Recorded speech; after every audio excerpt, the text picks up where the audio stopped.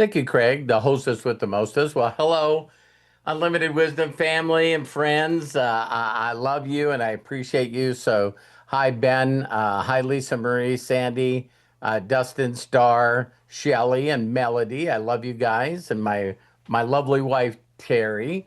And I hope you guys don't mind before we talk about any subject or anything. Lisa Marie, if you felt comfortable doing it, I'd love to get an update on Freddie. Mute. Okay. Hi, guys. Hi. Can you hear me? Okay. Yep. Yeah, Fred, update on Fred. He's not doing great, but he's resting right now.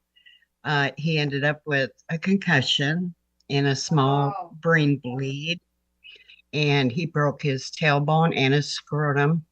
so you guys never went to the doctor when he did that accident? I have been fighting him for 10 days to get his ass in there, Wow. and finally yesterday, men are so stubborn. It's Yeah. like, what the hell, dude? And then yesterday he started talking all garbled. Mm-hmm. It scared the shit out of me. I should have just called the ambulance because then we fought for another 12 hours, but I Oh finally got him in no. there. Oh my Yeah. gosh. Yeah. And there's nothing they can do for him. They said we could have went up to Duluth and had them observe him overnight, make sure, but that it was dried blood under the scalp. So Wow. it's not an Uh, active right. bleed. Well, that's good. Yeah, thank God. And they did a full brain scan, so we know he did not have a stroke. That's what I was worried about. Yeah. Yeah. But yeah, he needs lots of Well, rest, lots of prayers. Thank you all so much. you should tell him next time you pull this shit, I'm punching you in the nose, so you'll have another owie. You know what I mean? There is no debating next Yeah. time. There's Get your no ass in the debating. I'm car. just calling 911. Yeah. I'm not going Yeah. to fight with them. Yeah. Good for What you. a joke. Yeah. Yeah.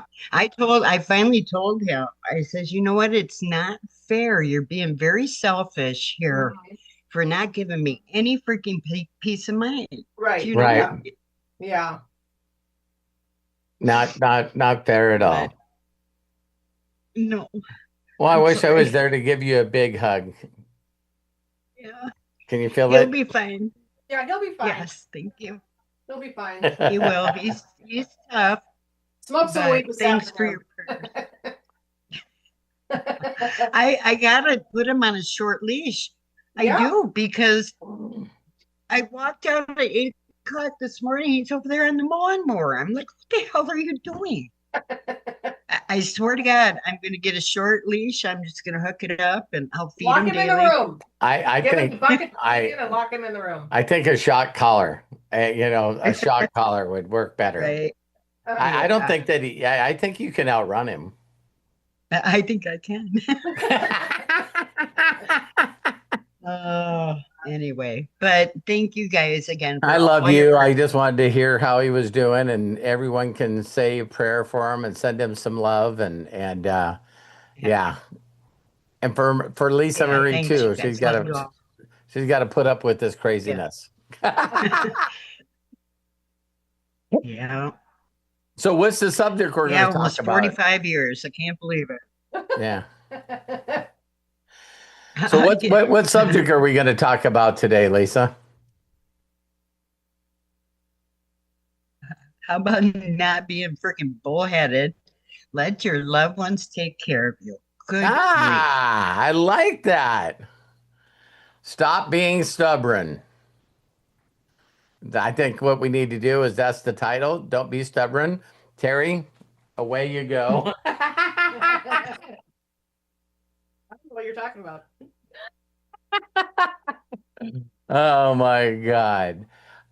You know what? It is a really good subject to talk about, and it usually is all about us asking ourselves questions. It's always this concept of being the way I say it, and I used to be this person. Sometimes it flares up and comes out, but it's just being a right fighter. You know what I mean? And it's like, what you do is you don't allow anyone to give you any feedback. You don't allow anyone to try to help you with your thinking. You just get locked into what you think it is. And I would say that a majority of people that do that, and Freddie might not agree with this, but it really, really does come from a place of actually being scared.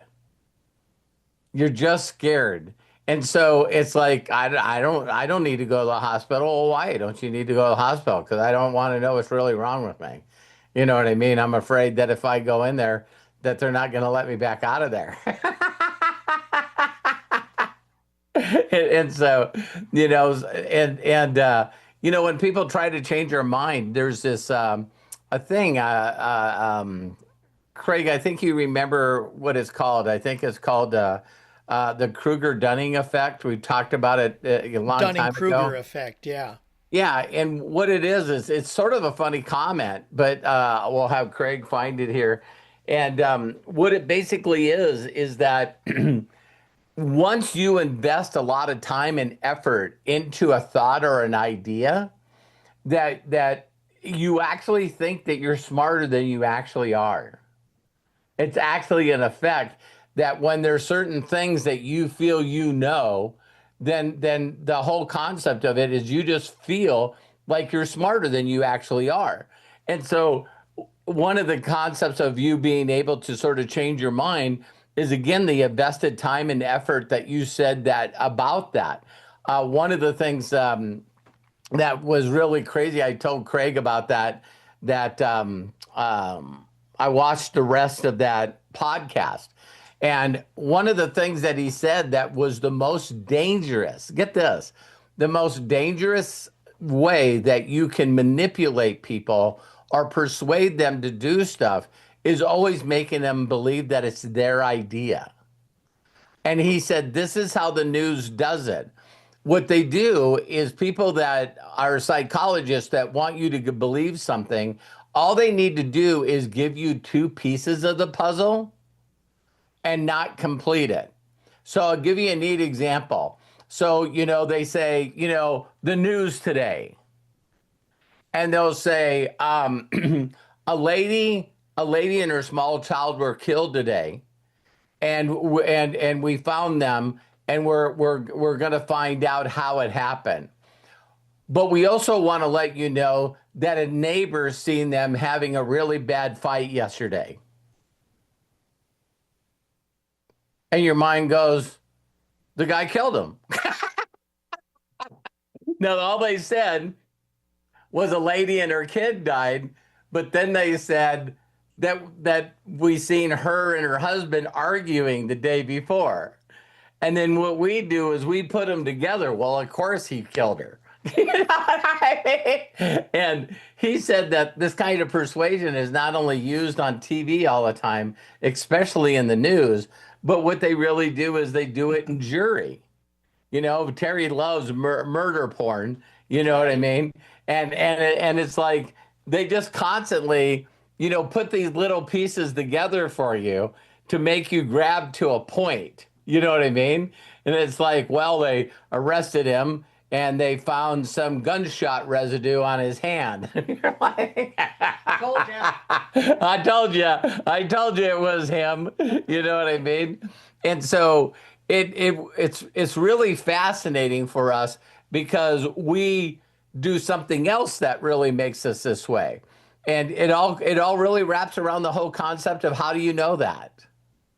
You should be asking yourself, how do you know that? And it's like, who told you that? Like we talked about. Because when you're in your mind and you're saying you're okay, then what you're doing is you're now basically looking for validation of any kind of validation that you're all right. You see what I mean? So that you can keep putting, peg after peg or really Lego block on Lego block on Lego block to basically prove to yourself that you're the only one that really knows what's going on with you and nobody else knows what's going on.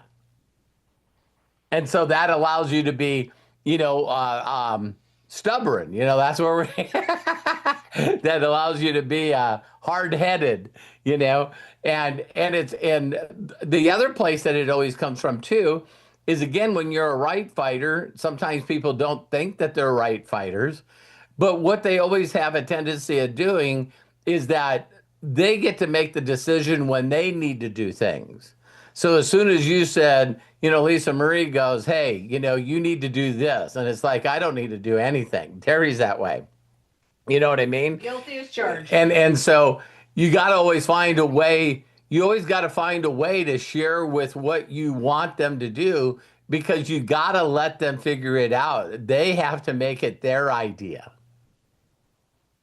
And as soon as they make it their idea, then this is what we're doing. So, when you're communicating with people, that whole phrase is, how is that working? If you're always communicating with somebody and you always get this resistance or stuff like that, like what I helped Deborah do, she just kept telling me how she always showed up for her daughter-in-law and how her daughter-in-law just was very controlling and wouldn't allow Deborah to have anything to do with anything. And I said, so if she's a control freak, why do you keep thinking that you're going to do things that's going to make her out of control? And she goes, I never thought about that. And I said, well, you can see that she's someone that really needs to be in control. So then when you go in there, you just say, is it all right now if I hold my grandson? And it's like you're just basically saying to her that, you know what, I would like something to happen.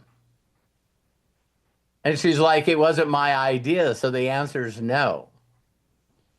So I very simply help people sometimes say, what would be another way for you to allow her to do that?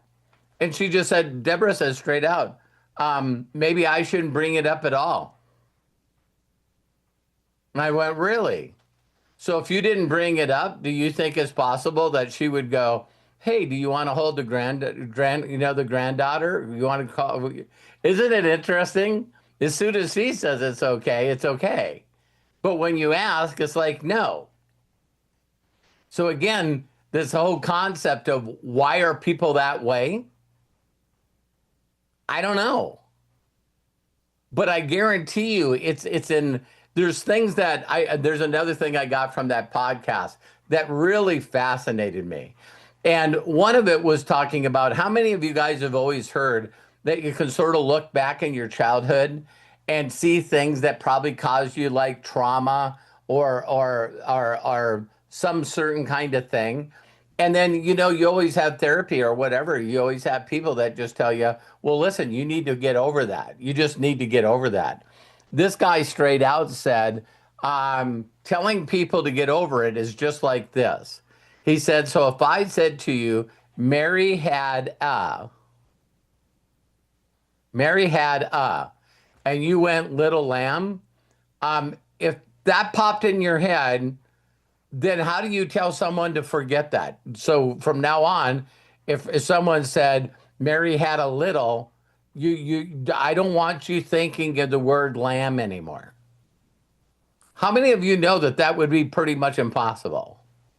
Isn't it crazy? And so he said, all you got to do is think about a couple of things. One is, what's something that you had to do in your past that made you feel safe? What is something that you did in your past when you were young, and there was something that you did to feel safe? That might be quiet. That might be, don't talk at all. That might be, being small. That might be constantly not being in the same room with certain people because you feel like you're walking on eggshells. Interesting. So it's really, really powerful on that concept, because he said when you help people, and he was talking about having employees. So if you have employees, then how do you move past that? And so he was saying, Do you have an employee that when you're talking to them one-on-one, their shoulders are back, they got a smile on their face, they're full of energy, and you're just like, they're very creative, and they're like, blah, blah, blah, blah, blah. But as soon as you put them in a room, they're like squashed down in their chair. Their sort of the shoulders are stepped over. They won't look at anybody in the eye. And he's going, you can help people because they keep going back to that thing that if I say something out of order, or I say, I don't know, one of my parents or both of my parents could change their mood and just a snap. And it goes from good to bad really, really quickly. So I just want to make sure that I don't do anything to make that happen. And so the nether thing is when you're young, what did you have to do to get rewarded? So you just think about things that you had to do to get reward. And so now you carry these things forward and you sort of go like, wow, I keep having this one little thing that clicks me. And then a lot of people say the same thing. It's like, well, I'm a Taurus. You know what I mean? And so some people go, no, this is my personality. This is who I am. I can't change. I bring this up every time I think about personalities. I had a friend of mine named Bob Klein, and he would always say that he was a concrete sequential thinker. So when you try to help people and teach them something, and they would immediately say in their mind, well, no, I only can learn by visual ways. A coloring book and crayons. No, I'm kidding. Or I'm a visual learner, or I'm an audio learner. You know what I mean? Or I'm a kinetic person, right? Well, one of the things that people have a tendency of doing is when you get into those things and you say, this is my sign, or this is who I am, then what you're doing is you're just making the wires in your mind, the pathways in your mind stay the same. And no one ever questions it. What if you questioned it? Say, like, not bringing up Lisa Marie and Freddie again, but it's probably, it's like when Freddie is scared and he's not willing to admit that he's scared. Then when Lisa Marie does their best to try to help him, he's not accepting. So it's sort of like, you got to have conversations with him if you want. Probably hasn't happened very often, Lisa Marie. But it's like if he's always stubborn and it's hard for him to get to change things, then just remember that if he reacts always from his childhood or his upbringing, or even through anything that he might have been in his military or whatever, that if you steer him one way, then he just goes to that shell. He's stubborn and he's willing to fight for the right to be right. See what I mean? So then how do you say stuff to get him to come up with it for his own idea? Like, I know this sounds silly, but him being in that kind of pain, I'm just making up stuff right now. But what if you just thought of something that's really physically demanding, right? And you just went to him and you act like nothing was happening, and you got up and you go, what we should do? We should go, ATV riding today. And he goes, I'm not doing that. And well, you always do that. But I'm still hurting. I don't feel good. What? Really? It's still bothering you after 10 days? See, it's like, well, maybe I got to admit that it's worse than I thought it was. Well, I don't know. I'm just listening to you. You know you. So how could you say it, like playing chess, how could you say it to actually get it to come up with it's his idea that you go get checked out? Because see, if it's your idea, if it was my idea, then Terry's just going to go, no. Terry, you should do this. Nah, I ain't doing any of that.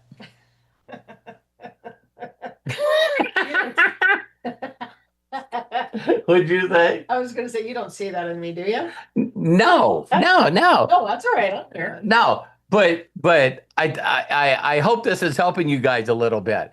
If there's someone that's really close to you and you're always connecting with them or you're always communicating with them in the same way and you're always getting the same result, it shouldn't be about you changing anybody.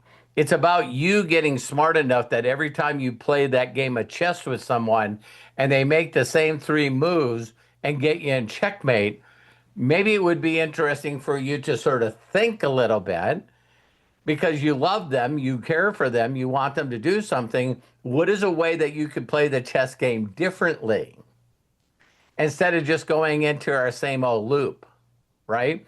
Because I know I've said this to people, and it's really, really important.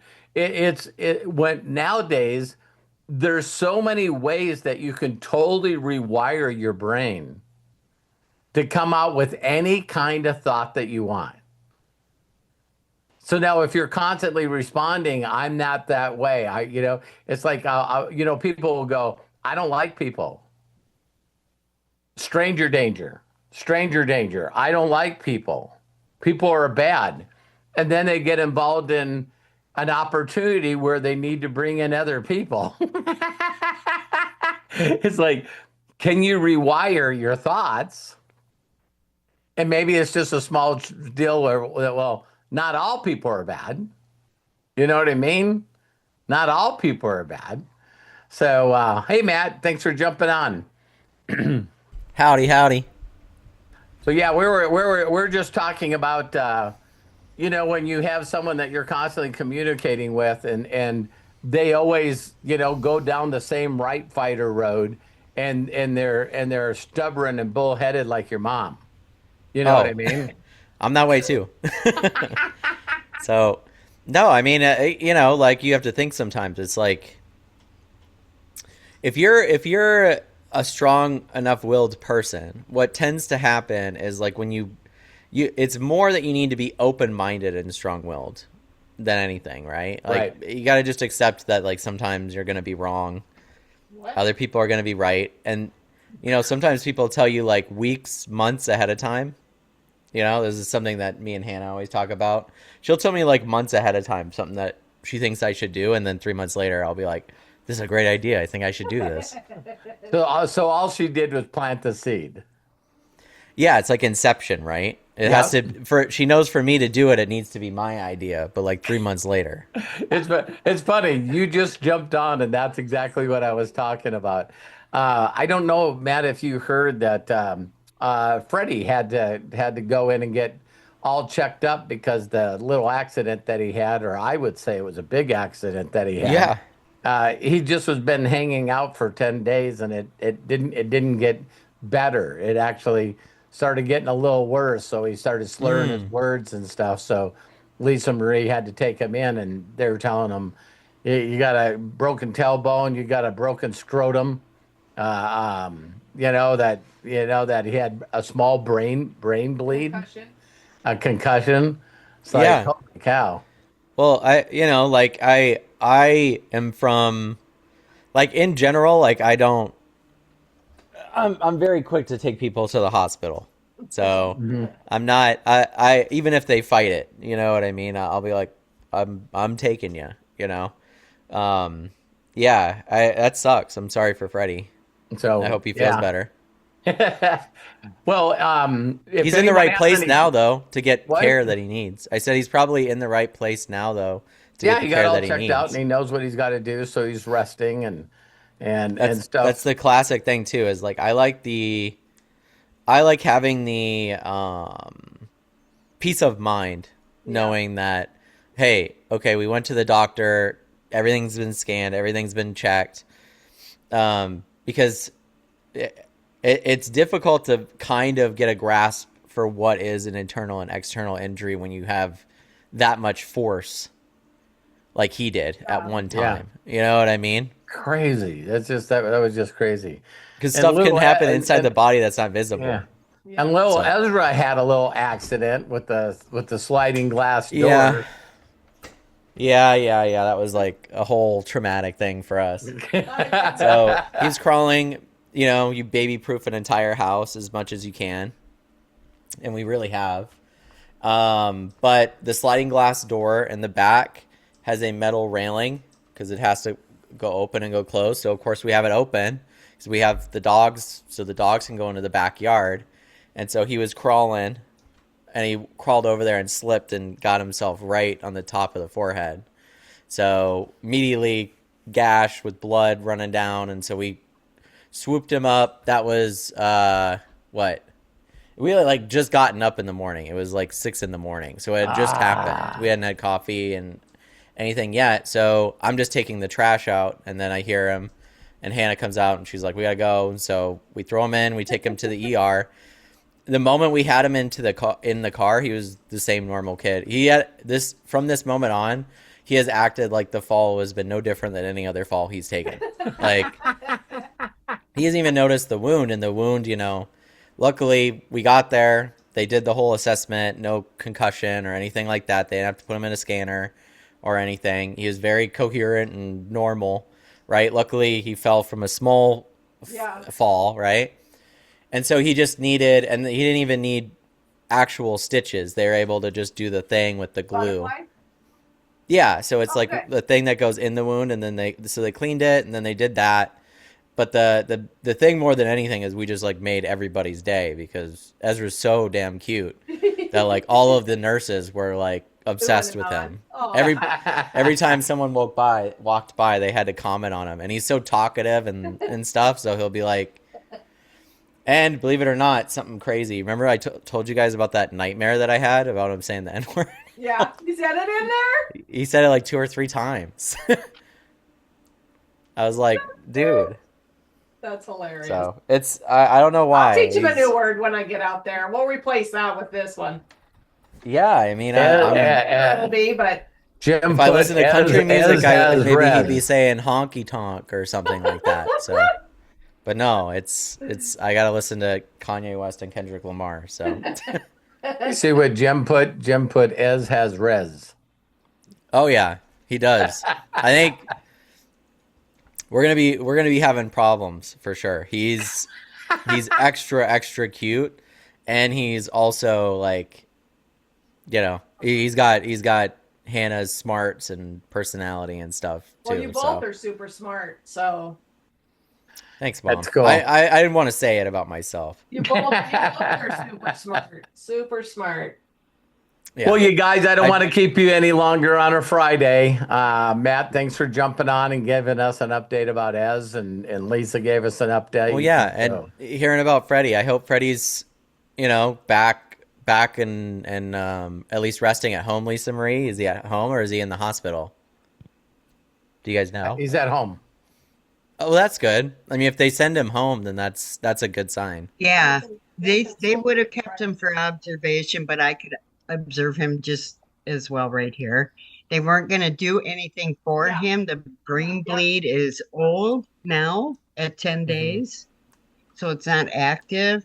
I thought he had a stroke with all the garbled words. That's what really scared me. But he is resting, but I think it's kind of sunk in finally to him what the hell he actually did.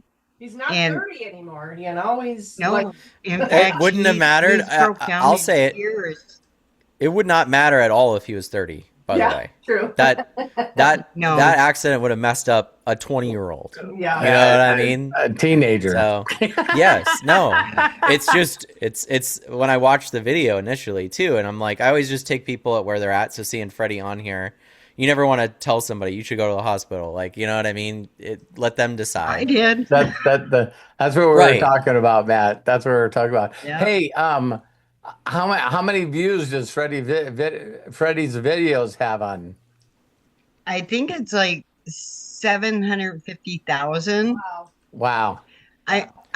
There's been a delay with the releases being signed because they haven't even promoted it yet. Oh, No, it would be millions And- if they did.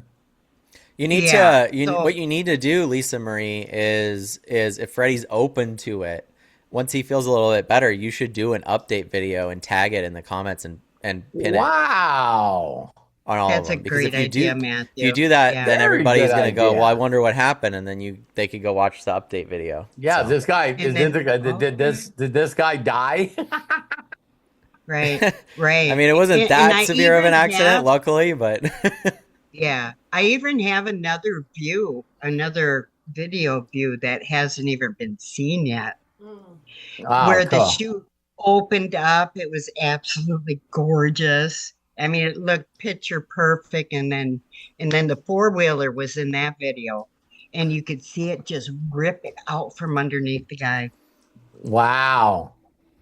He's boogered up too. I bet he The is. guy- Yeah. So Crazy. scary shit. Yeah. Yeah. All right. Did his wife kill him? Yeah. Well, have a great Friday night, and love and appreciate you guys, and thank you so much for jumping on here. We'll see you tomorrow. The Ask Us Anything is open again. So you want to promote it, get people on. Don't take the link and just post it on social media though, because then we get a lot of clowns on there. It's so I love you guys. Thank you, Deborah. Thank you, Shelly, Mary, Melody, Dustin, Jay, Matthew, of course, Hannah and Ezra, Coach Bob, Michael and Angela, Sandy, Lisa Marie, Ben, hostess with the mostest, Craig Jackman. Love you, and my lovely wife, Terry. Talk to you guys soon. Bye-bye. Sunday.